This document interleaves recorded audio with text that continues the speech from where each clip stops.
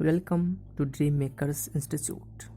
मेरे प्यारे मित्रों, वेरी सॉरी, मैं लगातार करीब एक सप्ताह से मैं आप लोगों के लिए वीडियो लेके नहीं आया। किसी कारणवश मैं किसी काम में ज़्यादा व्यस्त हो गया था, घर का कुछ काम था। ठीक है मेरे मित्रों, आज फिर से मैं आप लोगों के लिए वीडियो लेके आया हूँ और यह जो है वर्ग 10th NCERT का है। चैप्टर का नाम है समांतर श्रेणियाँ। इसको इंग्लिश में अर्थमेटिक प्रोग्रेशन या शॉर्ट में हम लोग AP बोलते हैं।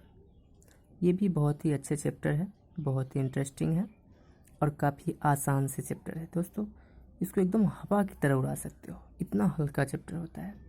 फिर भी आप लोग इसे पढ़ें और इसका लगातार मेहनत करके इस पर कामयाबी लें, क्योंकि कामयाबी जब तक इस चैप्टर पे आपको नहीं मिलेगा, कमांड पूरा नहीं हो जाए तो फिर क्या फ़ायदा पढ़ने से। दोस्तों, अगर मुझे किसी तरह की कांटेक्ट की ज़रूरत हो तो ये नंबर है आपका, आप इस पर मैसेज कर सकते हैं व्हाट्सएप के बजाय, या फिर जनरल मैसेज, या फिर मेरे वीडियो में आप कमेंट भी कर सकते हैं। दोस्तों, आज का वीडियो हम शुरू करने जा रहे हैं AP। और ये AP जो है एक साधारण सा शब्द है जिसको समझना थोड़ा ज़रूरी होता है। हम इसे 3 ऐसे सूची लिखे हैं यहाँ पर, 1 2 3, जिसको आपको ध्यानपूर्वक देखना है। वैसे AP की परिभाषा की अगर बात करें तो इसमें कोई विशेष परिभाषा इसका होता नहीं है। बस आप इसको गौर से समझिए, इसमें क्या देख पा रहे हैं। 1 है, 1 के बाद 2 हुआ, 2 के बाद 3 हो गया, 3 के बाद 4 हो गया। यहाँ लग रहा है कि कुछ न कुछ बढ़ते जा रहा है। 100 हुआ, 70 हुआ, कुछ न कुछ यहाँ जुड़ा है, लेकिन वह माइनस में जुड़ा है, इसलिए कम रहा है। यहाँ -3 है, -2 है, -1 है, 0 है। यहाँ भी कुछ न कुछ परिवर्तन है, लेकिन सीरियल में लग रहा है। अब आप पूछिएगा कि सर ये AP होता क्या है। देखिए, AP होता क्या है तो मैंने पहले लिख दिया है, टाइम बर्बाद ना करें इसके लिए। संख्याओं की एक ऐसी सूची दिया गया है, इसमें बहुत सारे संख्या है, इसीलिए लिखा गया है कि संख्याओं का एक ऐसी सूची जिसमें प्रत्येक पद। अब ये पद क्या होता है? तो पद दोस्तों, ये पद जो होता है जिसको टर्म बोलते हैं, ये सूची की प्रत्येक संख्या है, एक पद कहलाते हैं।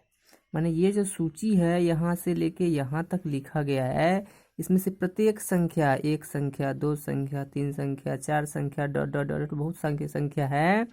इसमें से प्रत्येक संख्या उसका पद कहलाएगा। यानी एक पद ये हुआ, एक पद ये हुआ, एक पद ये हुआ और एक पद ये हुआ, और बाकी सभी खाली है। तो प्रत्येक पद पहले पद के अतिरिक्त, यानी पहला पद को छोड़कर, अपने पद में एक निश्चित संख्या जोड़कर प्राप्त होता है। दोस्तों, ये संख्या के बाद जो ये संख्या प्राप्त हुआ है, इसमें कुछ न कुछ जुड़ा होगा, तभी जाके प्राप्त हुआ है। तो वह जो संख्या जितना हम उसमें जोड़ते हैं, वह AP का सारबंतर कहलाता है। यानी कि उसको कॉमन डिफरेंस कहते हैं। कॉमन डिफरेंस, ये सारबंतर कहलाते हैं। अब कहोगे दोस्तों कि कॉमन डिफरेंस होता क्या है? तो कॉमन डिफरेंस क्या क्या हो सकता है? धनात्मक में हो सकता है, ऋणात्मक में हो सकता है, या फिर शून्य हो सकता है। तो कॉमन डिफरेंस 3 प्रकार से हो सकते हैं। प्लस में हो सकते हैं, माइनस में हो सकते हैं, और क्या हो सकते हैं? शून्य भी हो सकते हैं। अब ये जो AP है, कौन कौन AP है, कैसे पहचानेंगे इसमें AP है कौन? दोस्तों, AP का पहचान क्या होगा? तो AP का पहचान होगा पहला कि एक सूची हो, एक सूची हो और उस सूची में क्या हो? सूची हो। और दूसरा, कॉमन डिफरेंस जो है उसके पदों के बीच का कॉमन डिफरेंस जो होगा दोस्तों, यह क्या हो? समान हो। ये दो बात का ध्यान दिया हो कि पद दिया हो और पद के बीच कॉमन डिफरेंस समान हो, तभी हम पहचान पाएंगे कि एपी है या नहीं है। अब दोस्तों पहला जो लाइन हमने पहला जो सूची लिखे थे वह था 1 2 3 4। ये 1 2 3 4 जो लिखे थे ये क्या एपी है? तो दोस्तों हम देख पा रहे हैं कि इसमें पद लिखे गए हैं। दूसरा कंडीशन आपका हो गया कि पदों के बीच कॉमन डिफरेंस क्या समान है। तो कॉमन डिफरेंस के दोस्तों डी से सूचित करते हैं, डी से डिनोट करते हैं इसको। तो डी इक्वल टू मेरा जो कॉमन फॉर्मूला होगा, सबसे सामान्य यूज होने वाला फार्मूला है, वह है A3 माइनस A2। अब A3 कौन होगा? AP जो दोस्तों हमारा लिखा गया है, इसका पहला पद हुआ A1, दूसरा पद हुआ A2, तीसरा पद हुआ A3 और चौथा पद हो गया A4। तो A1 A2 A3 A4, तो A3 और A2 को माइनस करेंगे, यानी हर एक इस नंबर से इसके पीछे वाले नंबर, यानी 4 में से 3 घटाएंगे तो भी D निकलेगा, 3 में से 2 घटाएंगे तो भी D निकलेगा, और 2 में से 1 घटाएंगे तो भी D निकलेगा। यानी D के लिए जो सबसे उत्तम फार्मूला हम यूज़ करेंगे वह ये रहा। लेकिन अब आप कहोगे कि सर क्या इसके बाद और कोई फार्मूला यूज़ नहीं कर सकते हैं? जी नहीं, बिल्कुल यूज़ कर सकते हैं आप। D के इक्वल टू में आप A2 माइनस A1 भी यूज़ करते हैं, A4 माइनस A3 भी यूज़ कर सकते हैं। ये सारे D के फॉर्मूला होंगे, और ये सारे के सारे यदि बराबर होते हैं, सभी के सभी D मान अगर इक्वल होते हैं, तो हम समझ जाएंगे कि ये लिखा गया पद सूची, जो एक पूरा लिखा गया पदों का एक समूह है, जो पूरा सूची है, वह AP है। दोस्तों हम निकाल के देखते हैं। पहला में हमारा D बराबर क्या है? A3 minus A2। तो A3 माइनस A2 करते हैं तो 3 माइनस 2, तो कितना हुआ दोस्तों? 1। दूसरा में A2 माइनस A1, तो 2 माइनस 1 1। A4 माइनस A3, तो 4 माइनस 3, तो हो गया 1। तो दोस्तों हर एक में क्या हुआ? D का मान इक्वल आया। तो D का मान जब इक्वल हो गया तो हम इसको कह सकते हैं कि 1 2 3 4 जो है वह क्या है? एक AP है। तो लिखेंगे, यहाँ पर लिख देते हैं, चूंकि सभी पदों के बीच सार्व अंतर, जिसको हम लोग दोस्तों D से डिनोट करते हैं, सार्व अंतर जिसको D से डिनोट करते हैं, समान है या बराबर है। अतः सूची जो मेरा दिया गया है 1 2 3 4 dot dot dot dot dot एक AP है। AP है, पहचान में आ गया। इसी प्रकार से दोस्तों आप चाहे तो दूसरा तीसरा को भी पहचान कर सकते हैं। आप कहिएगा तो मैं बता सकता हूँ इसको पहचान करके। दोस्तों अगर हम इसका पहचान करें तो मेरे D के लिए फिर 3 फार्मूला होगा। 10 माइनस 40 तो हो जाएगा माइनस 30, 40 माइनस 70 तो हो जाएगा माइनस 30, 70 माइनस 100 तो हो जाएगा माइनस 30। ये तीनों का तीनों D क्या हुआ? माइनस 30 आया। अतः यह भी AP होगा। दोस्तों अगर इसकी बात करें तो 0 में से अगर 1 घटाए तो क्या हो जाएगा? इसमें 1 प्लस 1 हुआ है, यानी 1 प्लस हुआ है, इसमें भी 1 प्लस हुआ है और इसमें भी प्लस 1 हुआ है। तो इस प्रकार से इसके भी कॉमन डिफरेंस यानी कि D समान आए तो यह भी AP है। दोस्तों अब कुछ AP ऐसे होते हैं जो इस प्रकार से लिखे मिलेंगे आपको। देखिएगा किताब में जब पुस्तक को खोलिएगा आप तो आपको मिलेंगे। जैसे मान लीजिए 2 है, एक AP है और इसमें ऐसा लिखा होगा 2 4 6 8 dot dot dot dot dot dot dot dot, इस तरह से मान लीजिए 40। तो इस AP में प्रथम पद भी है। प्रथम पद को हम A1 लिखते हैं, लास्ट पद को हम L लिखते हैं, या लास्ट पद को हम AN भी लिख सकते हैं। वैसे L ज़्यादा उपयुक्त वर्ड होगा क्योंकि L फॉर लास्ट वर्ड होता है, लास्ट पद होगा, लास्ट टर्म होगा। हम इसको A1 A2 A3 या T1 T2 T3 भी लिख सकते हैं। तो दोस्तों दो प्रकार से AP को लिखा जाता है। एक तो हम ये देखें जो लिखा गया जिसमें शुरू का वर्ड भी है और लास्ट का वर्ड भी, माने लास्ट का पद भी लिखा हुआ है। और बाकी पीछे जो हम AP लिए थे वो AP सब क्या था, इसमें शुरू के 2-4 पद दिए हुए थे, बाकी के पद नहीं दिए गए थे और अंतिम पद भी नहीं था। तो इस प्रकार से हम देखें कि AP के टर्म सब कैसे कैसे लिखे जाते हैं। अब हमारे पास प्रश्न उठता है, क्या क्या AP का कोई एकदम जनरल फॉर्म कोई होता है, कोई उसका व्यापक रूप होता है जिसको हम हमेशा देख करके पता लगा सके कि ये AP है? तो जी दोस्तों बिल्कुल होता है। तो AP का जो व्यापक रूप होता है वो पहला A होता है, यानी AP का अगर पहला फॉर्म जो है A, वह A1 ही होता है। अब बोलोगे कि सर A2 को क्या लिखा जा सकता है? तो A2 जो होता है A और D के इक्वल होता है, यानी प्लस के इक्वल होता है। माने जितना A का वैल्यू होगा प्लस जितना जोड़ने पर A2 बनता है उतना और जोड़ दीजिए, जो कि D है। तो हम पहले पद में D जोड़ते हैं तो दूसरा पद आ जाता है।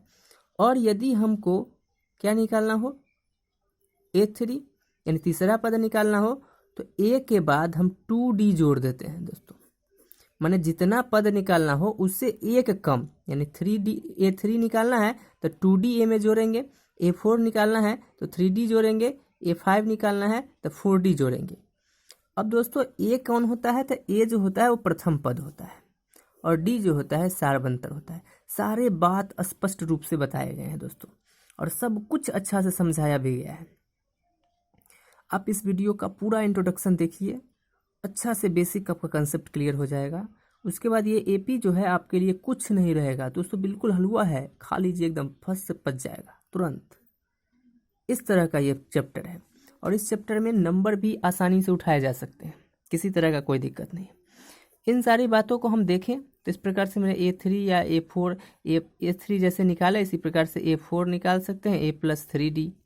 अगर हमको A10 निकालना है तो हम लिख सकते हैं A+9D। तो इस प्रकार से दोस्तों हम लिखते जाएंगे, ये 9 है और हम सवाल को सॉल्व कर लेंगे। AP दो प्रकार के होते हैं। कौन कौन से AP होते हैं दो प्रकार के? तो एक होते हैं परिमित AP, एक होते हैं अपरिमित AP। अब दोस्तों मैंने एग्जाम्पल लिख कर पीछे दिखाया है कि परिमित AP कौन होते हैं। अभी तुरंत आपके पास यहाँ पर ऊपर में एक AP लिखे हैं, देखिए दोस्तों यहाँ लिखा हुआ है 2468 है और डॉट डॉट डॉट के बाद अंतिम पद लिखा गया है। तो दोस्तों अगर किसी AP का अंतिम पद लिखा हो, अंतिम पद लिखा हो उसमें या दिया हो, उसमें दिया हो, तो उसको हम कहेंगे कि वो ये तो परिमित हो गया। अंतिम पद इसमें नहीं होगा, नहीं लिखा हो। अगर लिखा हो तो हो जाएगा, लिखा हो अंतिम पद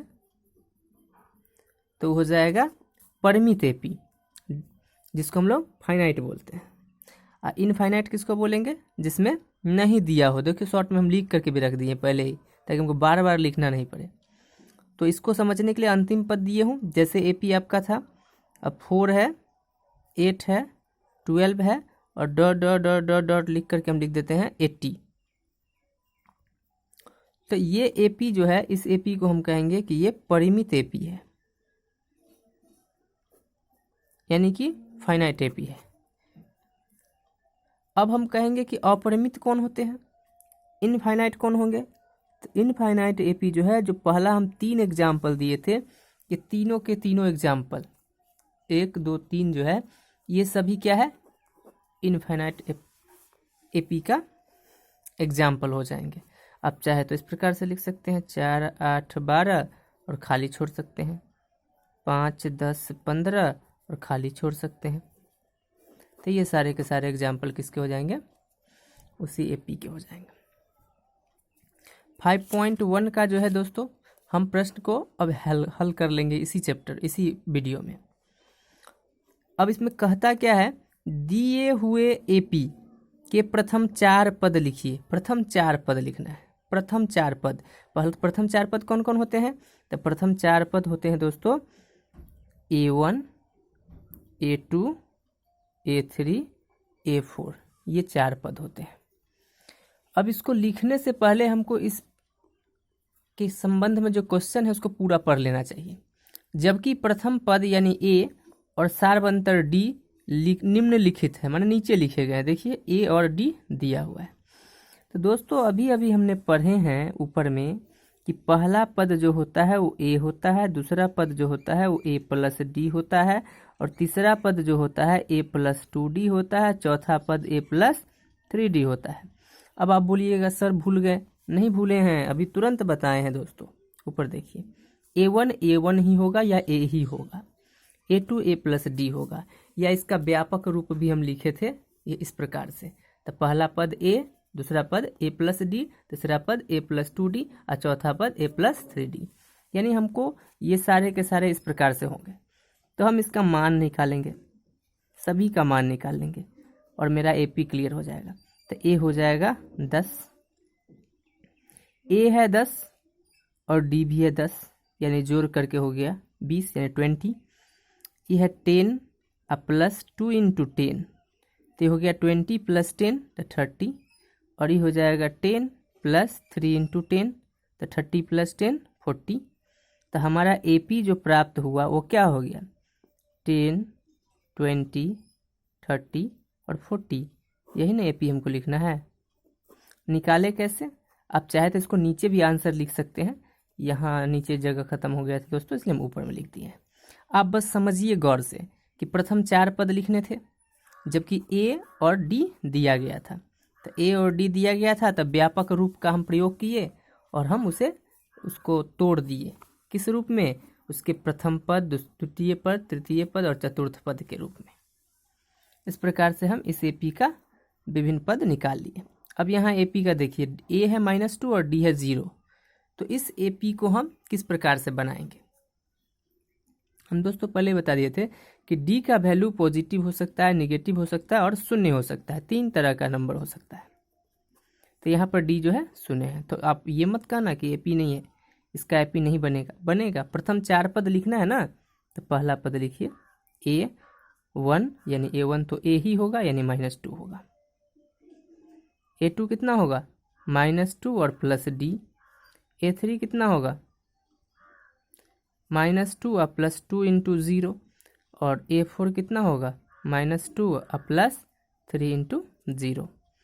तो हम देख पा रहे हैं कि यहाँ -2 होगा और यहाँ क्या होगा, 0 जोड़ेंगे तो क्या बदल जाएगा? नहीं बदलेगा। यहाँ भी 0 जोड़ देंगे तो क्या बदल जाएगा? नहीं बदलेगा।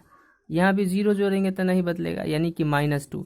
हर स्थिति में AP के प्रथम पद, द्वितीय पद, तृतीय पद और चतुर्थ पद सभी -2 आए। अतः उस AP को हम इस प्रकार से लिख सकते हैं कि AP जो है सो -2, -2, -2, -2 है। यही दोस्तों AP है। वीडियो कैसा लग रहा है दोस्तों? एकदम बताइएगा कमेंट करके। कमेंट करके नहीं बताइएगा तो हम कैसे समझ पाएंगे। और भी प्रश्न है दोस्तों इसका, चाहे तो इसे आप हल कर सकते हैं या खुद ब खुद आप बना सकते हैं। AP निकालना है प्रथम कितने 4 पद, 4 पद निकालने हैं। T1, T2, T3, T4 या A1, A2, A3, A4। A1 हो गया, A को ही कहेंगे यानी कि 4 को ही कहेंगे। A2 हो जाएगा 4 यानी A प्लस D -3। दोस्तों इसमें -3 जब करेंगे तो ये -3 होगा तो क्या हो जाएगा 4 और -3 यानी कि 1। ये हो जाएगा 4 प्लस 2 इंटू -3। तो दोस्तों ये 4 -6 हो जाएगा, यानी ये -2 हो जाएगा। और इसी प्रकार से 4 प्लस 3 इंटू -3, 4 -9 यानी कि -5। तो हमारा जो AP निकलेगा 4 निकलेगा, 1 निकलेगा, -2 निकलेगा और -5 निकलेगा।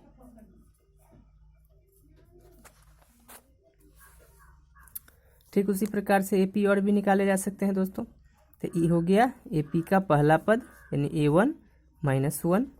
A2 क्या होगा, तो -1 और +1/2। दोस्तों इसको जोड़ेंगे तो 2 एकम 2, 2 एकम 2, -2 +1/2। बट्टा पर का जोड़ किए दोस्तों, दोनों का एलसीएम लिए थे, -1/2 आया। A3 में A + 2D, तो क्या हो जाएगा 0, प्लस माइनस कैंसिल हो जाएगा, 0 हो जाएगा। A4 -1 + 3 × 1/2, तो -1 और +3/2, 2 1 जा 2, तो -2 और +3/2, तो हो जाएगा +1/2। तो AP क्या हो गया, -1 -1/2, 0 और 1/2। दोस्तों देखिए, ये हम AP निकालना सीखे जब आपके पास A और D यानी कि प्रथम पद और सारबंतर दिया हुआ हो उस कंडीशन में।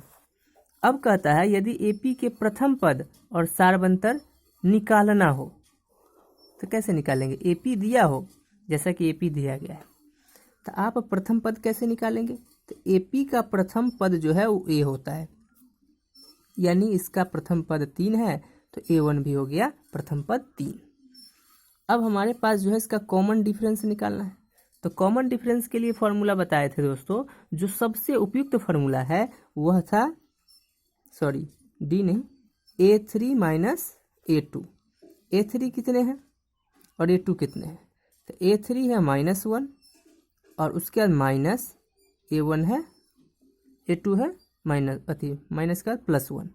तो दोस्तों दोनों में माइनस लग गए, तो माइनस और दोनों माइनस रहेगा तो दोनों जुड़ जाएगा और -2 हो जाएगा, यानी इसमें कॉमन डिफरेंस हो गया 2। तो कहता है प्रथम पद और कॉमन डिफरेंस लिखने के लिए, तो प्रथम पद जो हो गया A1 वह हो गया 3 और सारबंतर जो है कॉमन डिफरेंस वो हो गया -2। ठीक है दोस्तों, समझ में आ गया होगा उम्मीद है। इसमें भी इसी प्रकार से लिखेंगे प्रथम पद और सारबंतर। तो इसमें सारबंतर कितना होगा, इसमें सारबंतर हो गया आपका A3 - A2, तो 3 और -A2 -1, तो 3 + 1 यानी कि 4। तो प्रथम पद हो गया कितना, जो पहला पद होगा यानी -5, और सार्व अंतर जो हो गया दोस्तों वो हो गया 4। दोनों आंसर हो जाएगा। इसी प्रकार से दोस्तों इन दोनों सवाल को भी हम बना लेंगे। इसमें भी सार्व अंतर हो जाएगा आपका, प्रथम पद हो गया, प्रथम पद कितना हो जाएगा, प्रथम पद हो जाएगा आपका 1/3 और सारबंतर D बराबर हो जाएगा A3 - A2, तो 9/3 और -5/3, एलसीएम लेंगे 3, तब 9 - 5 4/3। तो हमको यही दोनों तो आंसर लिखना है। इसी प्रकार से यहाँ पर भी लिखेंगे प्रथम पद A = 0.6 और D = हो जाएगा 2.8 और -1.7। तो दोस्तों ये हो जाएगा 1.1, वही ना होगा, 8 में से 7 गया 1 और 2 में से 1 गया 1, तो ये दोनों आंसर हो गया। इस प्रकार से दोस्तों हम लोग सीखे कि AP के प्रथम पद और सारबंतर कैसे निकालते हैं। दूसरा सीखे कि AP के जो है, एक AP दिए हो तो उसमें से प्रथम 4 पद जो है या उस AP को पहचानते कैसे हैं, एक सीखे थे, और एक सीखे थे कि प्रथम 4 पद लिखिए जिसका A और D दिया गया है, माने सारबंतर और प्रथम पद दिया गया हो तो AP कैसे बनाते हैं। तो इस 5.1 चैप्टर में दोस्तों यही सब सीखना था। अब इसका दोस्तों इस प्रश्न के बाद अगला जो नेक्स्ट प्रश्न है उस प्रश्न में भी यही चीज़ कहा गया है कि आप एक AP को पहचानना है कि AP है या नहीं, और यदि AP है तो उसका अगला 3 पद लिखना है। तो दोस्तों अगर मान लेते हैं कि एक AP है 2 4 6 8, जैसा कि इस एपी को हम पहले भी लिखे थे। और इसमें कहा जाए कि इसको चेक करना है कि एपी कैसे है। तो दोस्तों हम लोगों ने जो एपी चेक करना सीखे थे, यहाँ कौन कौन एपी है कैसे चेक करेंगे, तो इसी प्रकार से एपी को चेक कर लेंगे और चेक करने के बाद लिख देंगे कि एपी है। अगर यह एपी होगा तो लिख देंगे है, और उसके बाद कहेगा इसका 3 पद लिखने के लिए, तो हम देख लेंगे 1 2 3 4 पद इसमें तो लिखा ही हुआ है, तो अगला 3 पद लिखना है, यानी A5 A6 और A7 निकालना है। और ये तीनों निकाल देंगे, तो A5 निकालेंगे तो A+4D लगाएंगे, A6 निकालेंगे तो A+5D लगाएंगे, और A7 लगाएंगे तो A+6D लगाएंगे, और ये तीनों आंसर आगे लिख देंगे निकाल करके। दोस्तों अब बताइए कि आपको ये वीडियो कैसा लगा। क्योंकि ये वीडियो लंबा हो गया है, लेकिन इसमें इंट्रोडक्शन के साथ साथ एक चैप्टर भी हमने ख़त्म कर लिया है। तो दोस्तों गौर से देखिएगा, पूरा वीडियो देखिएगा, लाइक करिएगा अगर आपको अच्छा लगेगा तो, और मेरे चैनल को सब्सक्राइब करिएगा और उसे बेल के घंटी को भी दबा दीजिएगा, ताकि मेरा वीडियो का अगला वीडियो जो भी आएगा उसका नोटिफिकेशन आपको टाइम पर मिलेगा। दोस्तों अब मत सोचिए, अब मत इंतज़ार कीजिए ज़्यादा लंबा, अब लगातार रहिए मेरे साथ, बने रहिए, मैं वीडियो ज़रूर डालूँगा। वेरी सॉरी कि हमने कुछ दिनों से आपको वीडियो नहीं प्रोवाइड किया था, लेकिन अब ऐसा शायद नहीं हो। मैं ऐसा कोशिश करूँगा, हर संभव प्रयास करूँगा आपके साथ रहने का। Thank you for watching my videos. Thank you.